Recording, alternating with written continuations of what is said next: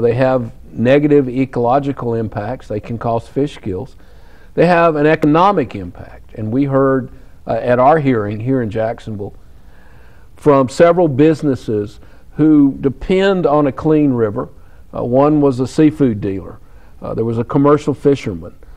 Someone who depends on the boating industry. When these blooms happen, there is an economic cost to all of us. And again, what we are saying to the EPA is we have a problem. We need your help. And what we're hoping is the state of Florida, rather than spend a lot of taxpayer money fighting these regulations in the court system, let's sit down, let's talk to the EPA, let's work on the numbers that they're proposing, let's reach an agreement, and let's get on with it. I want to make sure people understand the state of Florida had 12 years to do this same process, Jimmy. It wasn't like somehow the EPA just decided one day, well, we're going to do this. In 1998, the state of Florida agreed to do this same exact process. And here we are 12 years later, and you and I are talking about, well, algae blooms in the St. Johns River, in the Ortega River. So we believe that the state has had more than adequate time to do this. For special interest and other reasons, they've been unwilling, and so we have moved forward.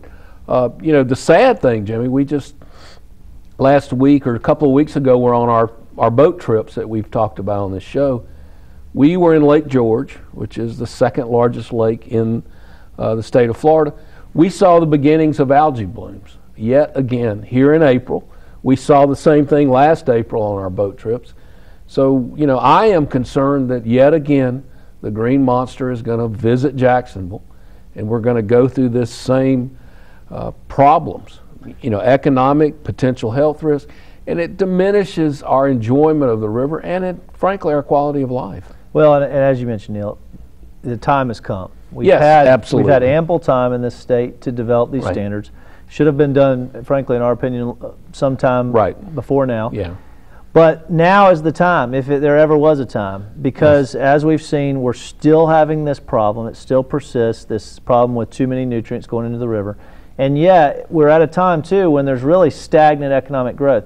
Right. There is going to be a time when that picks up again, more people start moving into the watershed of the river, and that's all that's going to do is exacerbate the problem and make it even worse, because there's going to be more nutrients going in. We've got to get a handle on this now. The problem's bad now. We've got to address it. And, you know, Neil, also, we should also say that we don't think these standards are perfect that have been proposed by the EPA. We have some concerns about them as well. But we do believe that they're an important step forward for the river. They're better than what we have now and will help us to get a handle on the nutrient loading that is going into the St. Johns, and that's critical. We have to do it. And, you know, I want people to understand there's been this kind of misinformation campaign that, you know, these regulations are going to take, you know, one day everything's going to change. These regulations will kind of be applied over a course of years. One of the things I would frankly like to see is it happen quicker, but I understand, you know, we have to give people time to build new plants or alter their processes. But it's a step in the right direction. It's something concrete. Utilities will have steps they have to meet. It's not going to be like immediately everything changes overnight. And frankly, Jimmy, if we don't get started on this, we're going to continue to see the degradation of Florida's waters. I think one of the most, sadly, one of the most impressive parts of these whole hearings was at the beginning of each hearing, the EPA had a slideshow which they explained what's being proposed, but more importantly, why they're doing this. And to sit there and see a series of 12 to 15 slides of waterways across the state, from the West Florida to South Florida. Sadly, 4 of the slides in the presentation were right here in Jacksonville.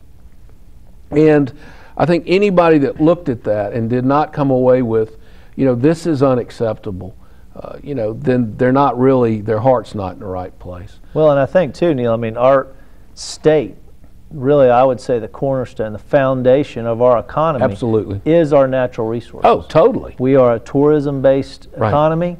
We depend on people coming to this state and enjoying our beautiful natural resources.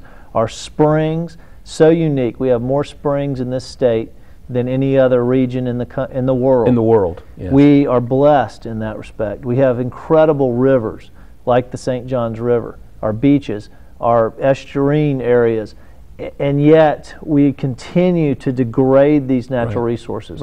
And I think, we need now's the time, and we've said this for a long time, now's the time we really do need to step up, recognize what is valuable to the state, what is important, and protect those natural resources, not just for our economy and the people that live here now, but for future generations, because really the future of this state depends on it. And then, like we've said, this is an investment. By protecting these resources, it's really an investment in our future. Absolutely. And so, let's end this section saying, I came away from the hearing just amazed at some of the quality of comments that citizens made. We're talking about what people can do. A lot of people took time off from their jobs, Jimmy. These were hearings in the daytime and at night, left their homes after getting their families fed and school kids' homework done, because they cared enough about the river. And frankly, as I told you after the hearing, we came away feeling like, okay, this was an important set of events in the state of Florida. Here, I would say it was over 2 to 1 of the number of people who spoke, and there were over 50 people. The 2 to 1 were in favor of these regulations. I heard from someone who went to the night meeting similar.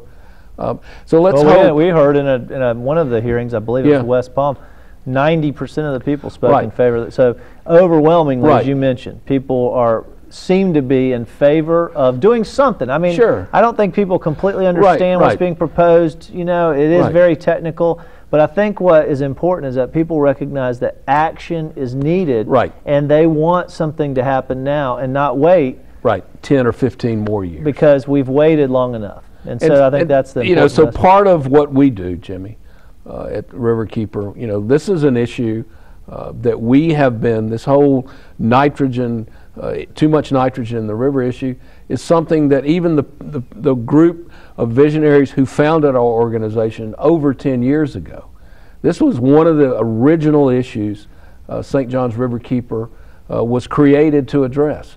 How do we as a community begin to deal with this problem of nitrogen pollution? And so here we are, literally 10 years down the road. We're still educating people about it. I'm proud to say that many of the people who spoke at the hearing were Riverkeeper members. We had some of our board of directors who came. And, Jimmy, again, I think it demonstrates we don't have to be a scientist. We can help make decisions that are good for the river based upon our experience and just our belief that something needs to change. Well, and something too I should mention is that these proposed regulations are based on the research and the data that the state of Florida has collected over the last 12 years or so. So it is based in sound science. Oh, absolutely. And you can debate some of the details of the proposals, but the proposals themselves would be a step forward for the river and are based on sound scientific principles and scientific data. So we feel comfortable that this would be. Yeah, we'll keep people posted. Yeah, we'll keep you posted. One of the things, though, Neil, speaking of algal blooms and nutrient pollution, what really, I think, got people's attention in this community was the massive blooms that took place in the summer of 2005. Yes. And if you're out there and you live in the Jacksonville area, I'm sure you remember that time, because it was one of the worst that we've ever experienced. And really got people's attention. And then, of course, that's when we came out with the Green Monster documentary about that issue. People started calling it the Green Monster. And also we developed in response to the concerns that we were hearing from the public, River Friendly Yards program. And this is the brochure that we developed and have distributed widely, and gives people tips on what they can do. And I think that's important, that people realize that we can point fingers all we want at who is to blame for the pollution problem, for the nutrient problem in the river. And as you mentioned, I think earlier, Neil, it's all of us. Absolutely. We are the problem, and we are the solution, and Yes. that's what we tried to do through